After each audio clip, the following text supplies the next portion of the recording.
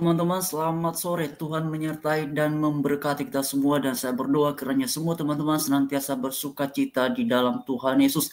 Ramainya pembahasan ataupun pemberitaan di media sosial terkait dengan Brigadir Joshua, teman-teman, ini memunculkan banyak reaksi, banyak tanggapan, dan teman-teman sekalian, ini adalah hal yang tidak mungkin ada terjadi tembak-menembak di antara ajudan. Kenapa? Seandainya itu hanya peristiwa biasa di antara ajudan di rumah petinggi tadi Propam Polri, maka biarkan saja mengalir, tidak perlu merekayasa tempat kejadian perkara, tidak perlu melucuti bukti atau barang bukti seperti dekoder CCTV, tidak perlu menyembunyikan 2-3 hari peristiwa kematian ini, padahal peristiwa besar karena di rumah petinggi kepolisian, pejabat utama Polri.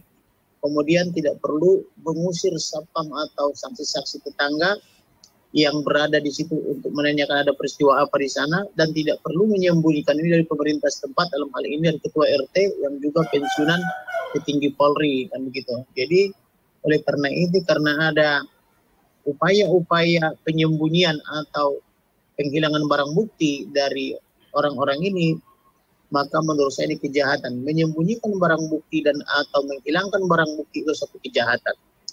Kemudian bahwa dengan adanya peretasan, yaitu meretas semua handphone daripada keluarga almarhum, itu juga kejahatan.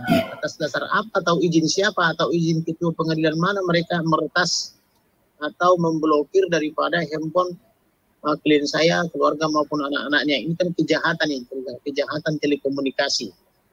Kemudian kenapa saya semakin yakin bahwa ini pembunuhan terencana adalah dengan hilangnya 4 nomor atau 4 handphone daripada almarhum Brigadir Nofriansah Joshua Huta Barat. Di mana sekarang handphone itu, siapa yang menguasai, dan ada kepentingan apa mereka harus membuka isinya? Apakah membuka isi handphone ini dan menguasai handphone ini ada izin daripada Ketua Polda Negeri Selatan, atau apakah ada surat perintah untuk itu? Semua itu harus kita pertanyakan, karena perolehan barang bukti itu harus berdasarkan undang-undang sebagaimana dimaksud oleh Undang-Undang Nomor 8 Tahun 1981 tentang KUHP. Maka apabila diberikan dengan cara-cara yang di luar dari itu, atau di luar cara-cara manajemen penyidikan sesuai Perkap Polri, maka itu cara-cara yang ilegal, maka mereka siapapun itu akan saya tuntut secara hukum, akan saya laporkan secara pidana, dan akan saya gugat perbuatan melawan hukum bersama teman-teman kita. Siapapun dia, tidak peduli. Nah, jadi saya minta supaya mereka segera mengembalikan handphone itu seperti keadaan semula dan menyerahkannya secara resmi kepada keluarga. Karena siapapun Anda, saya peringatkan sekali lagi, ini tanah air Republik Indonesia, negara kesatuan Republik Indonesia. Jangan rusak Indonesia ini hanya karena perbuatan-perbuatan 1-2 orang. Saya peringatkan sekali lagi, siapapun Anda, akan kami buru atau akan saya buru. Kami tidak peduli siapa Anda pelaku-pelaku kejahatan ini. Kami tidak sudi dan tidak rela Indonesia ini rusak dan hancur karena perbuatan 1-2 orang. Oleh karena itu saya peringatkan, siapapun Anda yang telah menguasai handphone daripada almarhum atau yang sudah membuka atau meretas isinya, supaya segera sadar dan bertobat sebelum kami melakukan tindakan hukum, karena kami pasti buru saudara dimanapun saudara berada.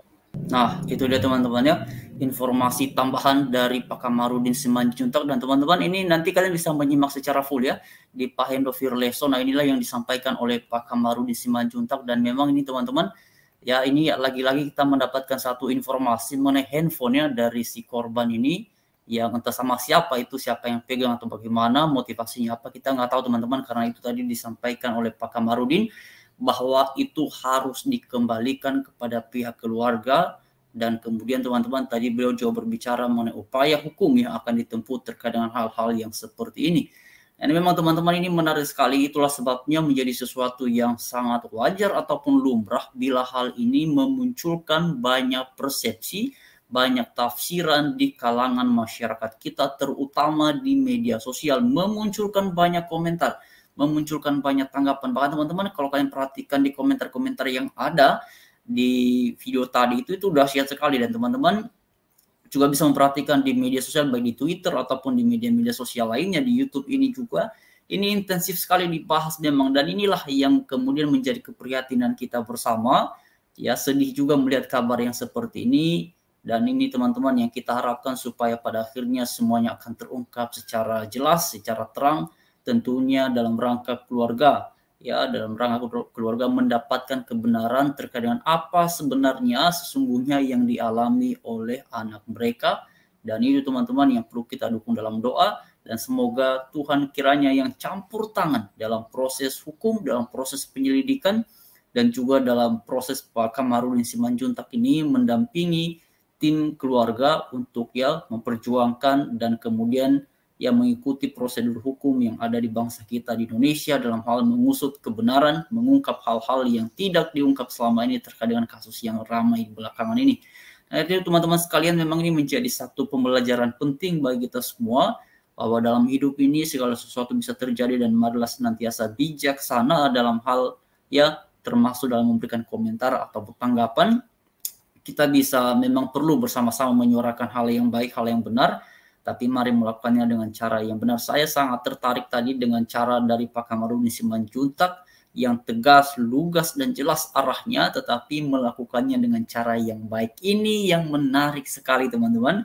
Beliau melakukannya dengan cara sesuai prosedur ataupun koridor hukum di bangsa kita di Indonesia. Di sini poin pentingnya teman-teman. Ya, sehingga kemudian aspirasi, ide, ataupun gagasan-gagasan, kritik-kritik ini kemudian bisa terakomodir ya dengan baik, dan itu bisa disampaikan. Dan inilah yang paling baik memang untuk menyuarakan kebenaran. Dan karena itu saya sangat mengapresiasi dan juga berterima kasih kepada Pak Kamarudin Simanjuntak teman-teman.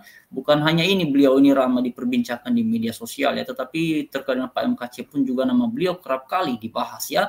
Kerap kali dibahas karena cara-caranya yang kemudian mengungkap bagaimana hal-hal yang sebelumnya tidak diketahui oleh publik, tapi setelah beliau menanganinya itu kemudian bisa terungkap dan banyak orang yang mendapatkan informasi-informasi terbaru. Memang beliau sangat berani teman-teman.